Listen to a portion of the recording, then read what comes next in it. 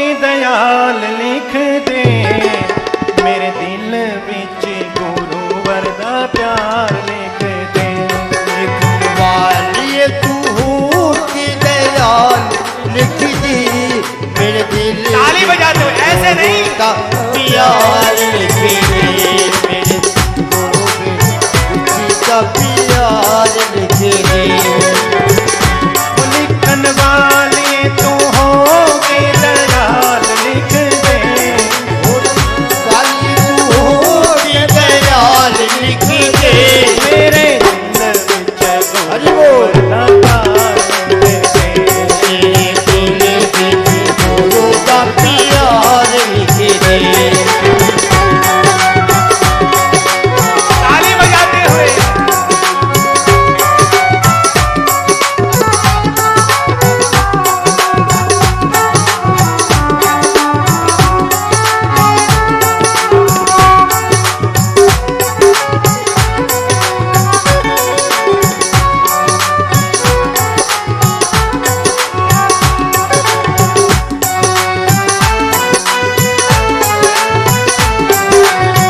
माथा ऊपर धर दे हाथ गुरागा, माथा ऊपर धर दे हाथ गुरागा, माथा ऊपर धर दे हाथ गुरागा, माथा ऊपर रख दे हाथ गुरागा।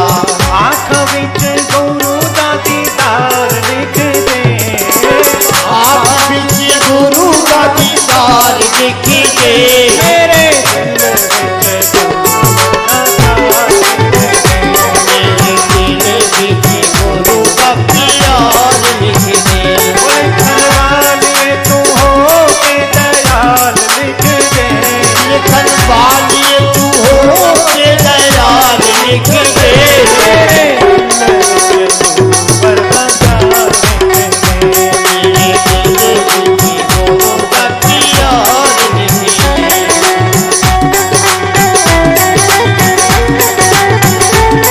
हरि बोल।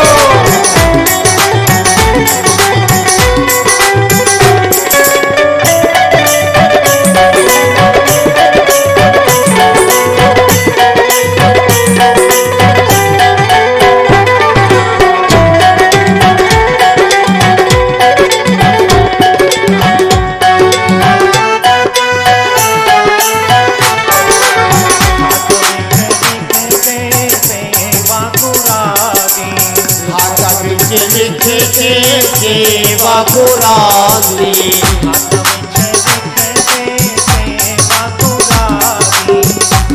विच लिख दे सेवा कुरानी, दिल विच दिल भरदा प्यार लिख दे, दिल विच दिल भरदा प्यार लिख दे।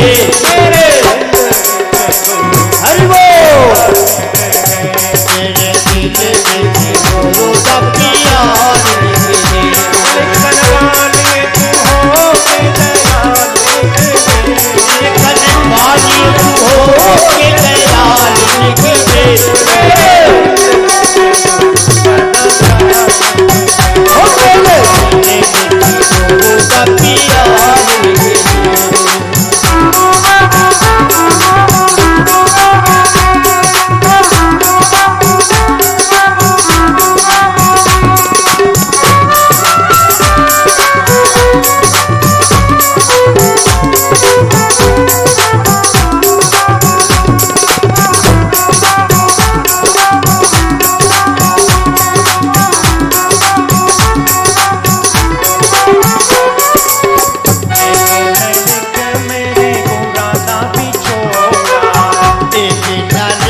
मेरे गुरु का बिछोड़ा।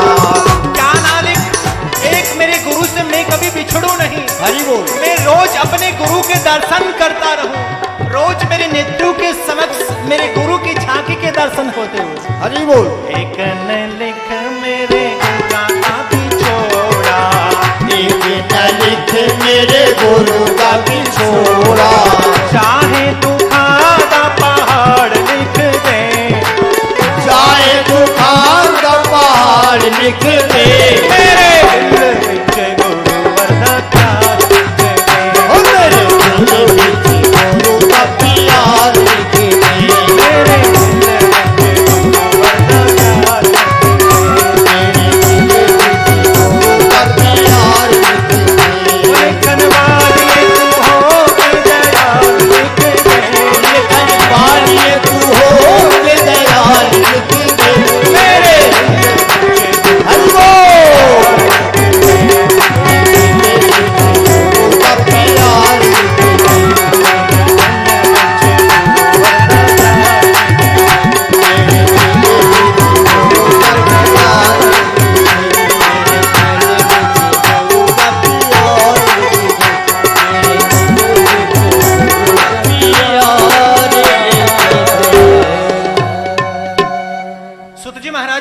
हैं सौनकादिक ऋषियों से,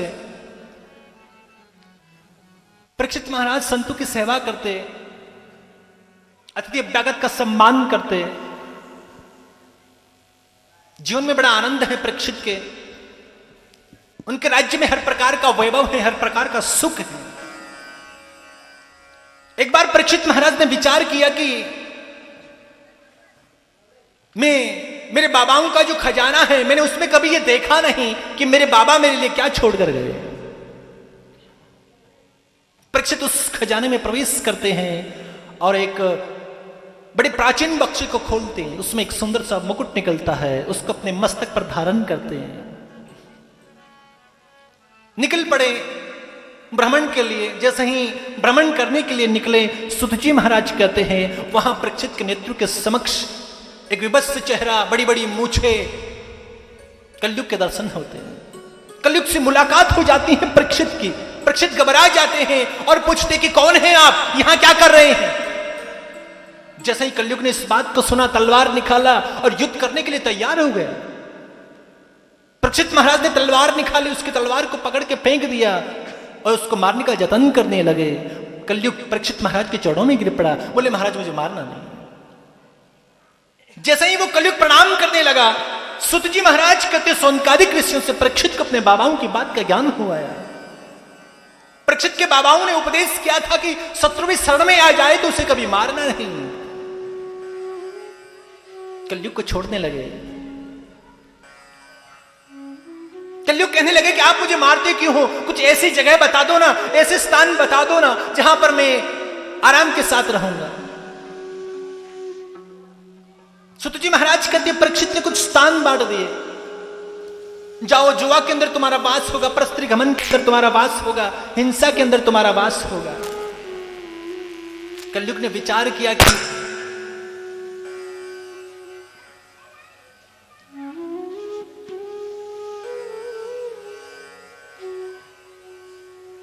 परीक्षित ने विचार किया कि ये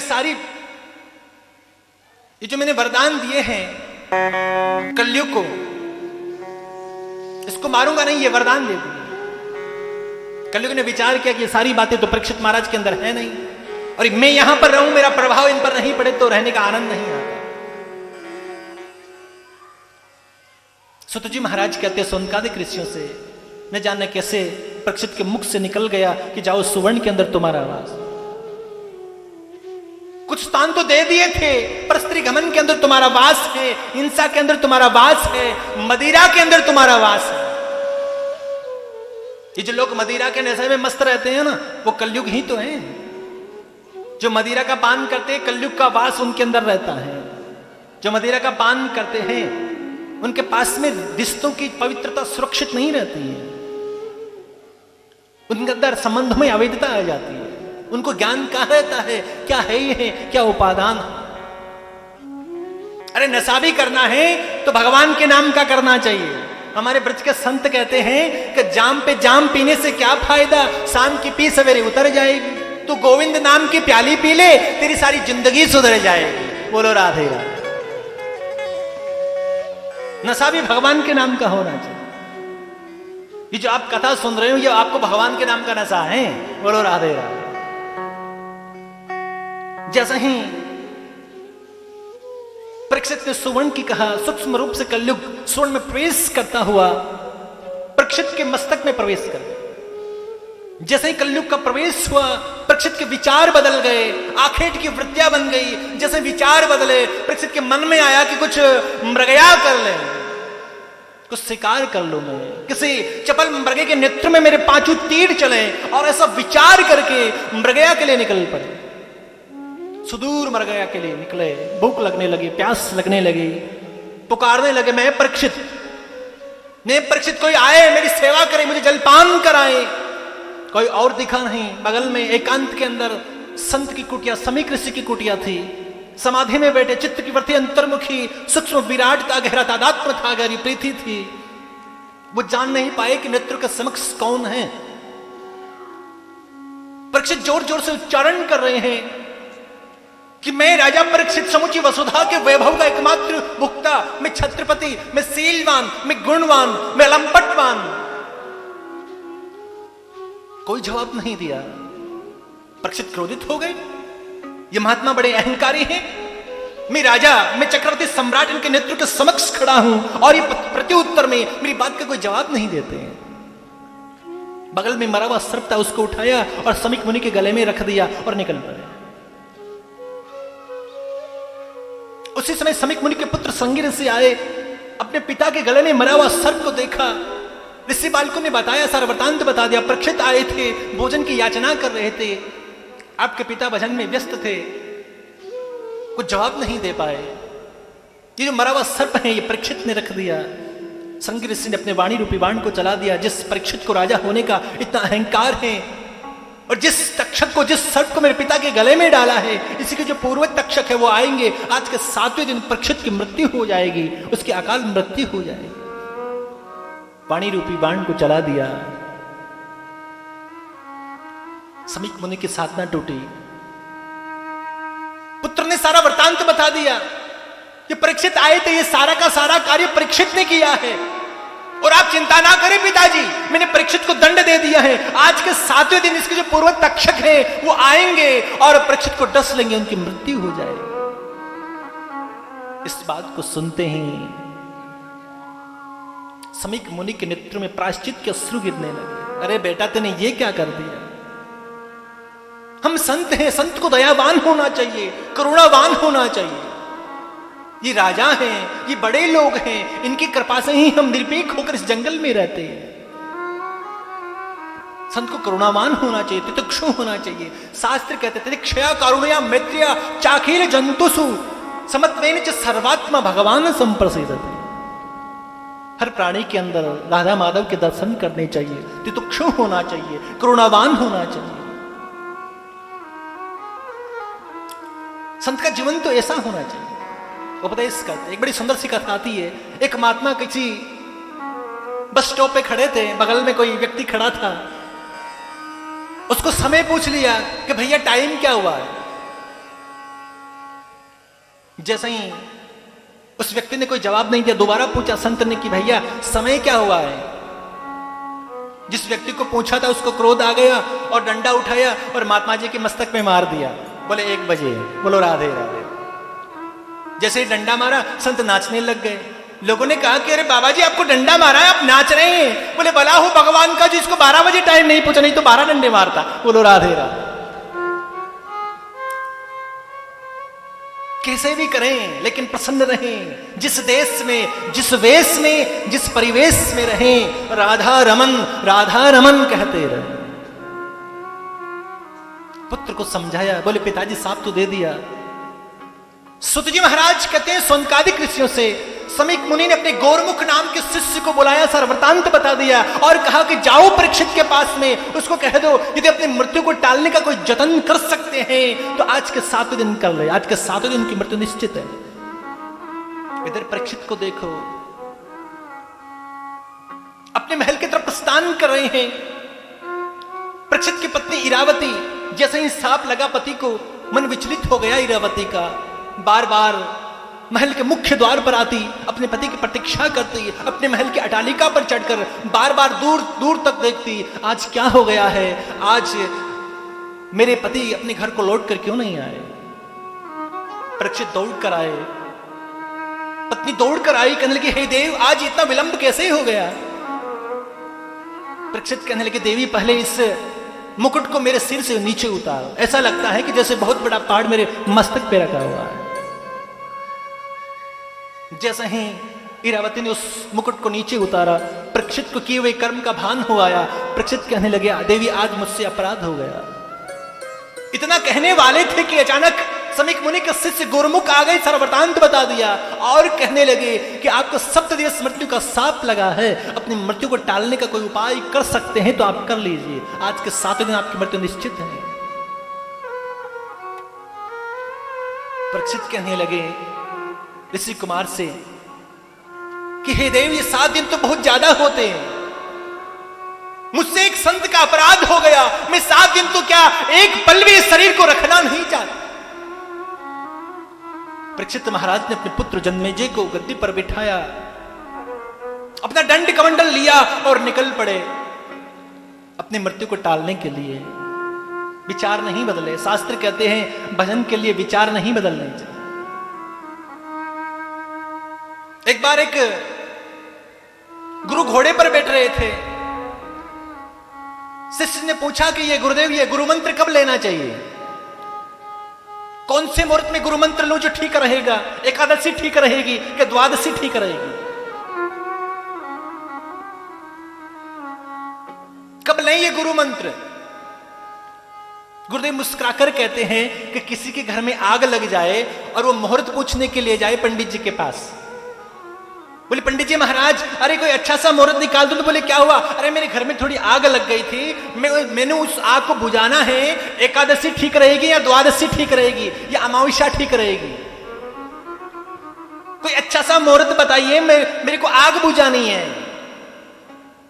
शिष्य कहने लगे गुरुदेव आप भी क्या व्यंग्य करते हो, सीधे सीधे बताओ ना। गुरुदेव ने कहा कि जिस दिन हृदय के अंदर वैराग्य की लो धो धो करके जलने लगे उसी दिन से गुरु मंत्र लेना चाहिए। प्यार से बोलो राधे राधे। इसलिए परीक्षित कहते हैं कि मैंने एक संत का अपराध किया है। निकल पड़े अपना सब कुछ सर्वस्व छोड़कर, अपने लाखों करोड़ों के वैभव को छोड़ दिया। और आजकल के लोगों को 3 घंटे दुकान छोड़ने के लिए कहो ना तो 10 बार फोन करके पूछेगा, हाँ वो बॉम्बे वाली पार्टी आके गई क्या? बोले आप कहाँ हो? बोले मैं थोड़ा कथा में बैठा हूं। बोलो राधे राधे। आसक्ति छूटती नहीं है। ये ममता कहां छूटती है? ये लगाव, ये हमारी जो प्रवृत्ति है, ये जो हमारी ध्यान धारणाएं हैं, ये कैसे छूटती है? शास्त्र कहते कुछ नहीं तो कम से कम 3 घंटे तो भगवान के बन के बैठो। बोलो राधे राधे। अरे आप 21 घंटे कुछ भी करना, लेकिन ईमानदारी से 3 घंटे तो कम से कम भगवान के बन के बैठ जाओ। कथा में बैठे नहीं फोन आ जाता है। बोलो राधे राधे। और आपको पता है आज हम जिस युग में जीते हैं, इस युग के अंदर 2 चीजें व्यक्ति को चैन से नहीं जीने देती। एक तो ये मोबाइल है और दूसरा वो मच्छर है जो रात को सोने नहीं देता, और ये मोबाइल दिन में चैन से बैठने नहीं देता। बोलो राधे राधे। कुछ अपनापन होना चाहिए, लगाव होना चाहिए, नैष्ठिक बुद्धि कथा में होनी चाहिए। प्यार से बोलो राधे राधे। परीक्षित अपना सब कुछ छोड़कर गंगा के किनारे आ गए। संतों को पता चला, सारे के सारे संत परीक्षित के पास आ गए। अरे महाराज हम ये क्या सुन रहे हैं? आज को सतदिवस मृत्यु का साप लग गया। अरे महाराज हम ये क्या सुन रहे हैं? परीक्षित कहने लगे मुझे साप नहीं लगा, मुझे वरदान मिला है। यदि मुझे साप नहीं लगता तो एक साथ इतने संतों के मैं दर्शन कैसे ही करता? मैं व्यर्थ में आपका समय जाया नहीं करना चाहता। मैं सीधे सीधे आपसे पूछना चाहता हूं कि जल्दी मरने वाले व्यक्ति को क्या करना चाहिए? असंख्य संत बैठे हैं, यतिवृंद बैठे हैं, लेकिन परीक्षित के प्रश्न का किसी के पास जवाब नहीं है। सुतजी महाराज कहते सोनकादिक ऋषियों से, वो सुखदेव भगवान कृष्ण के समाधि में बैठे अपने पिता से भागवत का अध्ययन करने के बाद में सुखदेव जी महाराज के हृदय के अंदर विचार आया कि चलो आज परीक्षित के पास चलते हैं। आज कुआं प्यासे के पास जा रहा, आज कुछ उल्टा हो रहा है। असंख्य संत महात्मा यतिवृंद बैठे हैं और जैसे ही सुखदेव भगवान कदली झुरमुट में से सुंदर सी काया प्रकट होती है, वैसे ही सुखदेव भगवान कदली झुरमुट में से निकलते हुए संतों के मध्य आते, परीक्षित के मध्य आते हैं। सुतजी महाराज कहते हैं सारा का सारा संत समुदाय सुखदेव जी महाराज के सम्मान में खड़ा हो जाता है। बोले सुखदेव भगवान की जय। परीक्षित ने सुखदेव जी महाराज को वंदन किया, प्रणाम किया। सारे के सारे संत कहने लगे कि समझो परीक्षित तुम्हें तुम्हारे प्रश्न का जवाब मिल गया, तुम्हें उत्तर मिल गया, इनके पास में तुम्हारे प्रश्न का जवाब है। परीक्षित ने तुरंत अपने मन की व्यथा गुरु के चरणों में रख दी। कहता पर्चामि संसिद्धिम योगिनाम परमं गुरुम पुरुष्य यत् कार्य मृत्यमाणस्य सर्वथा। परीक्षित कहते हैं कि हे गुरुदेव मैं व्यर्थ में आपका समय जाया नहीं करना चाहता, अतः प्रचामि संसिद्धिम योगिनाम परमं गुरुम। आप योगियों के भी गुरु हैं, आप योगियों के भी गुरु हैं। कि मैं जितने संत देख रहा हूं ये सब आपको प्रणाम कर रहे हैं। इसलिए मैं संक्षेप में सीधे सीधे एक बात पूछना चाहता हूं कि मृत्यमाणस्य सर्वथा, जिसके नेत्रु के समक्ष मृत्यु नर्तकी की भांति नृत्य कर रही है, उस व्यक्ति को क्या करना चाहिए? परीक्षित ने मन की व्यथा गुरु के चरणों में रख दी। अब सामने सुखदेव भगवान जैसे गुरु बेटे हैं और परीक्षित जैसा शिष्य है, और वो एक बात में कहना कभी नहीं भूलता हूं, प्यार से बोलो राधे राधे, कि जो बात दवा से बन ना सके वो बात दुआ से होती है, पक्का सदगुरु मिल जाए तो बात खुदा से होती है। बोलो राधे राधे। सुखदेव भगवान ने परीक्षित के प्रश्न को सुना। यहां से भागवत में आरंभ होता है सुखदेव परीक्षित संवाद। तो संवाद भी कुछ प्रकार के होते हैं। एक होता है मौन संवाद,